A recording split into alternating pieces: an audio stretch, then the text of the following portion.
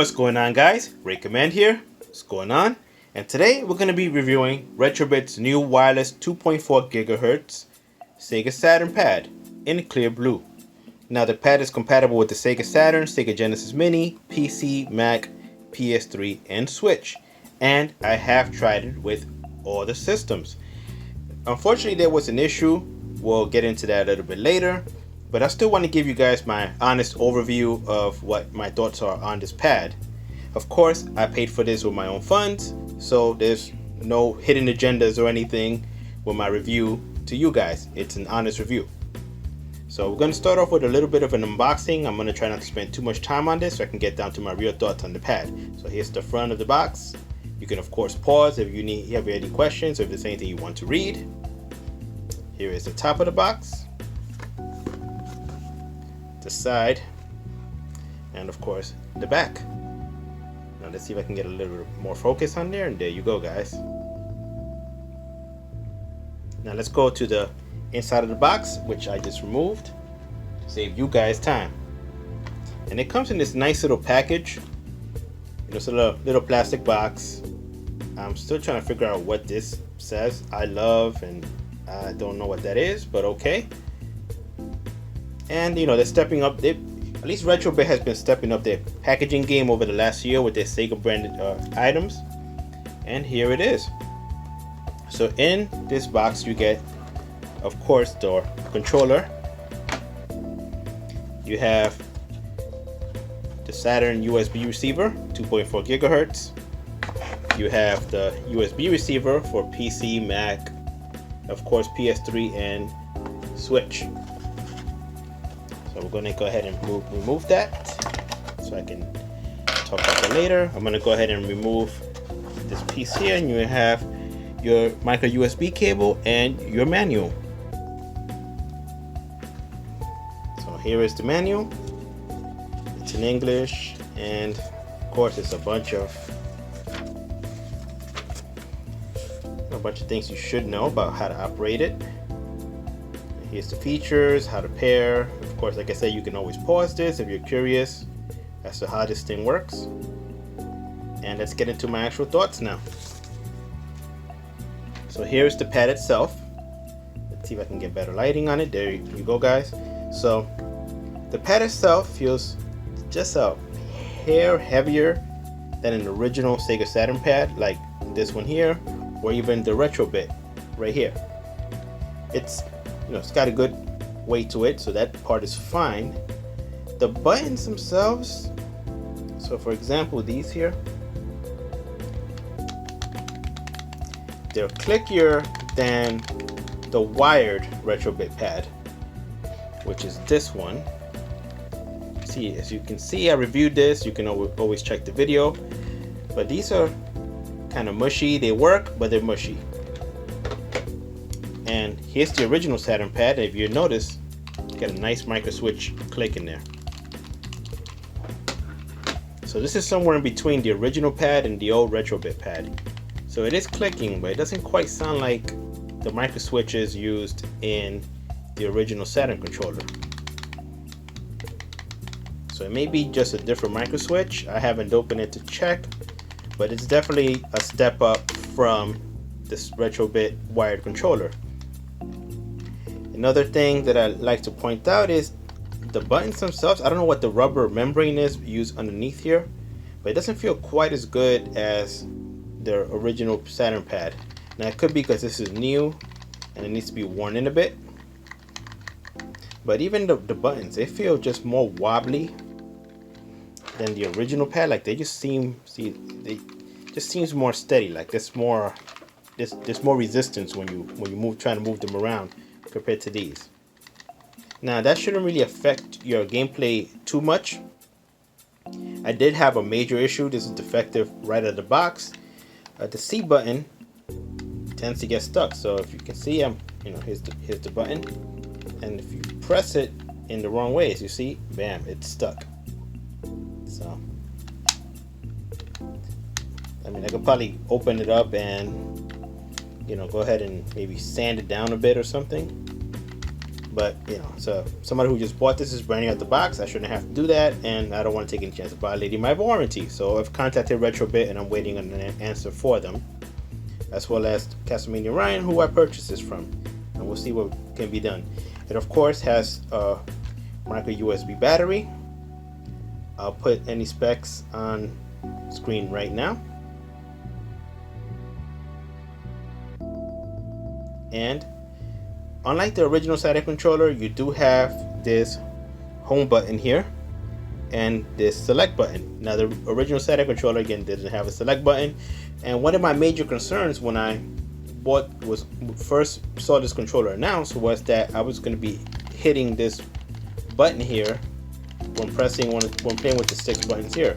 But I will say this is just flat enough against the original surface where it doesn't really become an issue, and during regular gameplay I have yet to hit it. So luckily that concern is pretty much invalid, and it's a good, you know, it's a good, I'm glad it doesn't happen that way. In terms of that as well, the Saturn of course doesn't have a select button, so even if you did hit it while playing a Saturn game, you wouldn't have an issue. The D-pad feels pretty good. It doesn't have quite, like, if you look at this original one, it's rubbery. It's got kind of a rubberized texture to it, which I really like. And this one does not have that. But in terms of day-to-day playing, it, you know, I did try with, you know, the Switch's controller test, and all the directions registered correctly, and everything was just fine. So it plays fine. I've played Street Fighter with it, a bunch of action games like Mega Man X4 and stuff, and it worked just fine. And there's the battery on the back. Looks like it's a 500 milliamp hour battery. Now, by using the controller itself, one issue that I had was on top of the defective C button was that this dongle just died on me. Like, I was using the controller and it just died. I don't know why or what happened. So I saw there was a USB port there, and I went online and I tried to see if I can, you know, get it up and running again, and nothing. So that's not a good look. It did, while it was working though, it worked fine. You know, it had a nice, you know, steady, solid signal. And just in case, what I did do is I turned on every single wireless controller that I had around it, all my 8-bit Duo controllers, my PS3, Xbox, everything. And even with all the controllers on and, you know, being wiggled around, there was no interference. So it was a pretty solid signal, even in a sea of other signals, which is important. I don't like the way this thing pairs. If you look at the manual, the way it says that you need to pair it, it's that you turn on the controller, usually with start and B, you'll get a red light here. Let me see if I can do it now. So as you see, you have a red light there, it's blinking. And then you have to hold this button down until it pretty much pairs. Now, if it takes a minute to pair, you're there stuck holding this button, which is ridiculous. I should just be able to hold it for 2 seconds. The button should blink and it should pair. And sometimes it pairs right away, and sometimes it takes a while, which is pretty annoying. I don't like the pairing process for this. It has room for improvement. And I've paired many controllers. You know, that process needs to be worked out, hopefully with a firmware update. And that includes this 2.4 gigahertz USB receiver as well. The other thing I'll say about it is sometimes it loses pairing between different consoles. So if I have it, say, on the Switch, and then I move it to the PS3, I may have to pair it again. Same thing if I go to Mac OS 10 or Windows. So it's kind of a weird thing. With Windows, you have to do a different mode. Like if you try to plug it in, if you just plug this receiver into a Windows PC and then try to play the game, Windows won't even detect it. You do have to go on the controller and hold down the start and the B button here until you see that it turns blue. Once it turns blue, Windows will see it and you can pair it and play it. I played some games on RetroArch and it played just fine. So let me just switch it back to red. Another thing I will say about it, I played on the Switch. On the Switch, as soon as you start it up, the buttons will be reversed. So luckily, if you hold down, I think it was start and down for about 5 seconds, the buttons will match the Nintendo Switch layout, and then you can play as normal, which is a pretty good thing. Another thing that I noticed, depending on what you're doing or what you're playing, the D-pad may not register. It depends on whether the game needs an analog stick or not, so you may have to hold up and start for a couple of seconds as well in order for you to be able to use the D-pad. So just something else to keep in mind. When you play on the PS3, one annoying thing that I found was that the home button doesn't work. It's in the manual as mapped to home, but no matter how much I pressed the home button, it wouldn't work. And the buttons were also backwards, which is kind of weird on the PlayStation. Now, I didn't try to reverse it like I did on the Switch, but I suppose that should be an option that works. So if anybody tries it and it puts the buttons back to normal, for example, here's a PS4 controller. The square, like this would be triangle and this would be square. This would be circle, this would be X on this controller when you pair it to a PS3. And the home button does not work, so you'll need to keep one of these around just to press the PlayStation button. And you can, see how dusty that is? You can tell how much I use this. So just another thing to keep in mind. It does work with, again, OS X. I did use it with OpenEMU and it worked just fine once you map the buttons, no issues. I also connected it with the Steam on the Mac. An interesting thing, when the Mac Steam picked it up, it saw it as a Switch Pro controller. So I would have thought it would have saw it as a PS3 or PS4 controller, but no, it was a Switch Pro controller when I tried to connect it. So just wanted to give you guys that heads up. Again, on PC, once you switched over to the input, like I said earlier, and you get the blue light here, it's going to be X input. So that'll play just fine. Even on RetroArch, I did have to do the up and start just to get the D-pad to register so I can play some games.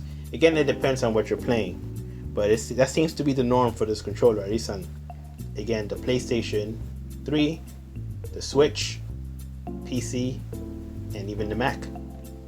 So just keep in mind, you may have to fiddle around with the controls a bit just to get the controller to actually work. So that's just my overview, and I just want to give you guys my thoughts on it. Again, this is unfortunately a defective controller with the C button not working and the dongle dying on me. So hopefully I'll get one that works soon and I'll be able to give a more comprehensive review. In terms of lag, again, I didn't feel anything. I played just fine. I played it with a wire controller. It felt nearly identical, and I was fine. Oh, and as a bonus for you guys that use the D10 Nano or the Mister, it works great with this. The home button actually maps just fine, and you can use all the buttons on it with no issue. So if you have a Mister, you can go ahead and get this and you'll be very happy. Just keep in mind that, I don't know if this is just first gen issues with the defects on mine, but I haven't seen anybody else really complain.